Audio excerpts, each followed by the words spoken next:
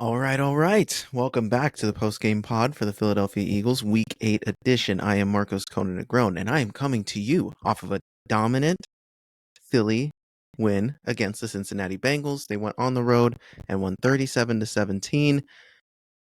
I, are we back? I don't want to overreact too much to a game that was really important in the sense of kind of a barometer test, right? The Bengals, they're 3-4 at the time. Now they're 3-5, but coming into this, Joe Burrow's been playing the best football of his career. Obviously, they didn't have T. Higgins going into this game, but when the game started, that didn't seem to bother this Bengals team very much. The Eagles were, it kind of felt like a little bit of the Tampa Bay game where they were just letting Joe Burrow get the easy stuff and just trying to finish tackles and try to hold them back. But they ended up scoring a touchdown early on the first possession, but it took 10 minutes. And I was thinking to myself, oh man, if it's like this all game, we're going to be in trouble. And it just seemed like every time the Eagles made a good play, the Bengals responded with a better play. And the Eagles still ended up without a first quarter point. So early in this game, the vibes were, I was a little down. I wasn't sure. I wasn't confident in the energy that this team was bringing. And then the second quarter happened, and we never looked back. The game ended up being tied 10-10 at half, and the Bengals were in control. The Eagles did a good job on defense after that first drive, just really pressuring Burrow and limiting them to not score a touchdown. They held them to 3 at the end of the half when they had a chance to score a touchdown. So this was a complete game because everybody did their part, all three phases of the game. And once the second half hit, like we scored a touchdown right out of the gate because we got the ball. And then the Bengals scored, so it was 17-17, and then the Eagles had this awesome play where Jalen chucked it 50-plus yards to Devontae Smith, put us up 24-17, and we never looked back. And it was after that moment that everything really shifted for the Bengals, too. Joe Burrow and this team just could not capitalize. The Eagles' pressure was getting to him. And early on in this game, it was worrying to me, like the result that this game finished with, it did not feel that way for the first half of this game. And the Eagles ultimately just exploded and were able to find a rhythm. And Jalen played awesome in this game. Like he was 16 of 20. And let me get what his stats here: 16 of 20, 236 yards, 1 touchdown. And he also ran for 3 touchdowns. 2 of those were push touchdowns, but he also had a legitimate running touchdown. In this game, finished with 37 yards on 10 attempts. Saquon, another huge game, 22 carries, 108 yards. And again, just slowly used him more and more as the game went on. Even when the runs weren't working, we were trying to establish it on first downs. I didn't mind that at all. I thought the offense really kind of had an identity and a way that they wanted to operate, and they were generating big plays. Jalen was getting the ball 10-plus yards down the field consistently.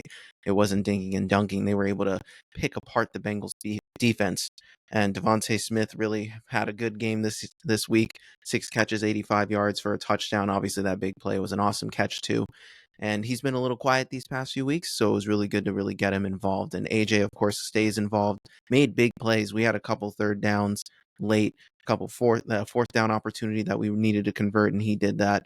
AJ just did the job of keeping us in the game and sustaining drives. Calcaterra had a really good game, 3 catches, 58 yards, and he was able to break out and make a few plays.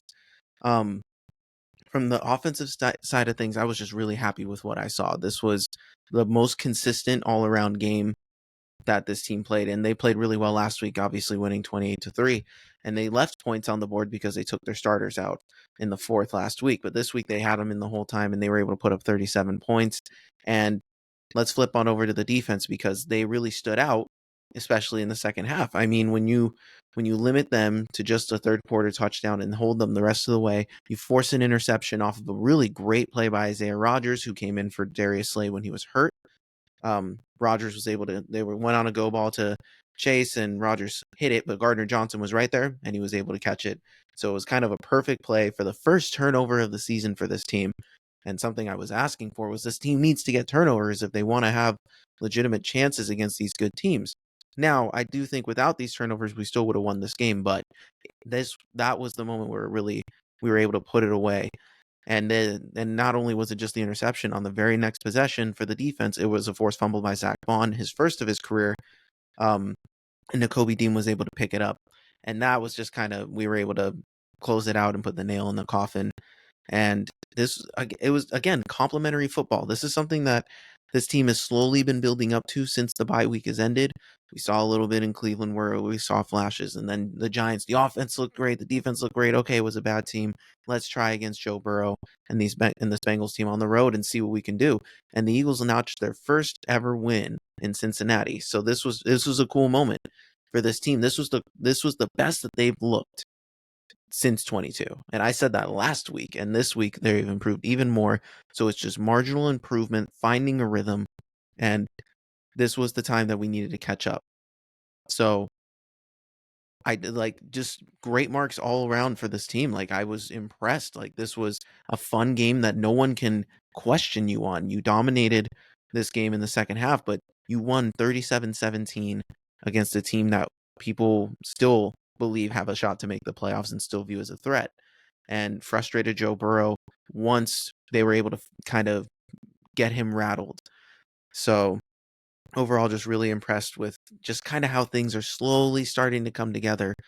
And this is a culmination of all the hard work these guys have put in. Again, it's been a weird up and down season, especially at the beginning, but they've 3 in a row. First time we've done that in a really long time. And this team early on, I mean, we're 5-2. We've started with at least a 5-2 record each of the past 3 seasons. So we are just picking up and starting off strong. And especially when the schedule gets a little bit more testy, these are the wins that we need to pick up, especially with Washington doing their thing. And then Washington ended up getting a Hail Mary off of an insane play. So, like, what can you really do there? So they're going to be the team to chase going into this. But we're looking just as good, and the matchup is coming up in 2 weeks. So that's going to be exciting. So I'm really looking forward to it. But let's move on to game balls in this one. This one was really great. I'm going to start on the defensive side of the ball, and I want to go shout out Cooper DeJean.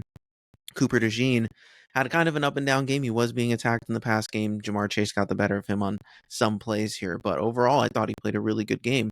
But he had the biggest moment in this game where the Bengals in the third quarter were trying to go for it. And they had an opportunity to make, this was when it was 24-17, and they had a chance to make it 24-24, but it was back in the midfield. And on 3rd and 1, Brandon Graham had blew up a run play, and it made it 4th and 2, and they decided to go for it, and they run this, dump off screen to Jamar and Cooper.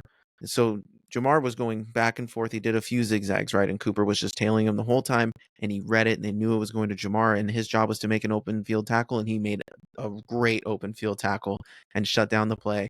Had the Eagles, made a turnover on downs and really set the stage. So Cooper, it's showing now that Quinyon Mitchell and Cooper DeJean were, knockout picks. These guys they're contributing for this team, and that's really huge because that's what we were hoping for. And in a very complicated scheme like Vic Fangio's, these guys have stepped up and they're playing really well and finding their stride. This whole defense in general is finding their stride, and I think this is really, really good for us moving forward. This was one of the best offensive teams we're going to be playing this season, so this was a really, really good win for the defense. My second game ball, I'm going to give to Devontae Smith. Devontae Smith is the ultimate team player, in my opinion. He always is. He kind of has the up and down weeks because AJ is the most consistent. They try to feed him the most, and Devontae will have a couple quiet games, but he never does. He never stopped doing the little things that matter that help this team win. And when it's his time, he always responds and he always answers. He always makes a tough play. And Devontae did a good job just keeping possessions going and also just making that big, super important catch. It was probably one of the best plays of the season for this team, especially through the air. I think for Jalen, that was a career high in how many air yards that ball had. So perfect throw by Jalen, but an even better catch by Devontae, and just making that kind of contested catch in the end zone. Just exactly why we have one of the best wide receiver duos in the league. And then final game ball today is going to go to Jalen. Jalen Hurts, dude, he's getting better every single week since the bye. He hasn't turned the ball over once. And yeah, he had one close play in the third where he was trying to go to Gainwell, and it almost, that was a bad decision. And it almost looked like he didn't see the linebacker there. But again, efficient game. And 37 yards on the ground doesn't say much. But when you watch the runs he had, they were extremely effective. And he looked quick. He was outrunning dudes. He looked like this was a vintage Jalen Hurts game. This was the 22 Jalen Hurts we were getting. And I said that he needed to be special going into this game. And the first half, it didn't look that way. Like they weren't generating the kind of plays you were hoping for. But then coming into the second half, he really got comfortable. The offense got comfortable in general. They were using the run game to kind of generate plays, and it was just an awesome performance by Jalen. And then obviously the two tush push touchdowns plus the one rushing touchdown. That puts him for most in NFL history, tied for most with NFL history, with the most three touchdown rushing games for a quarterback. So shout out Jalen, just continuing to be the leader of this team and getting this team over the hump and just steadily improving week by week. The offense looks in sync now. I think we're really starting to see what works and what doesn't, what the identity is, what it isn't. Like, these guys set up the pass game with the ground game, and it's working to perfection. And it just seems like all these special pieces are clicking now and showing what a special team this can be.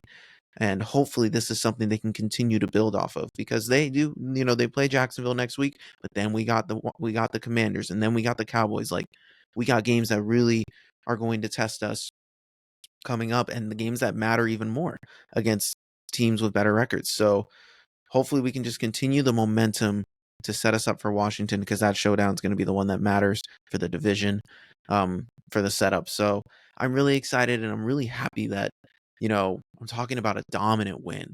Like, not us just squeaking by, finding ways to win, like yada, yada, yada. Like, it's hard to win in the NFL. I get that. But when you go on the road against a team that's this good in Cincinnati and make them fold, make them uncomfortable, make Joe Burrow upset. He was upset in this game, especially in the second half when he was just missing throws, getting rattled, and plays just weren't going their way. The defense was in control. The offense was in control. There wasn't a thing that went wrong today in terms of like a few penalties that still need to be worked on. But at one point we had 3 backup offensive linemen in there. So the fact that was still like a thing, we're dealing with those kind of injuries and we're still being this effective, is a great sign moving forward. So overall, just excited. I could not be more happy with how this result turned out. So hopefully they can build. They got a Jacksonville team that's dealing with some important injuries that suck. Christian Kirk broke his collarbone today. That's awful. You never want to hear that. But so they're going to be down a crucial weapon. So it's important that we continue to win against the teams we should be beating. So I'll definitely break that down more this week. But this was the Post Game Pod, Week 8 edition for the Philadelphia Eagles. I'm Marcos Conan Negron. Thank you guys so much for tuning in. You can hit us up at behindthebackpod13@gmail.com. Hit us up on any of our social media links. The links are down in the description below. I appreciate you guys taking the time to celebrate an Eagles win with me, and we're 5-2, looking better. So I'm ready to talk about this week and what we can do to build. Talk to you guys later. Peace.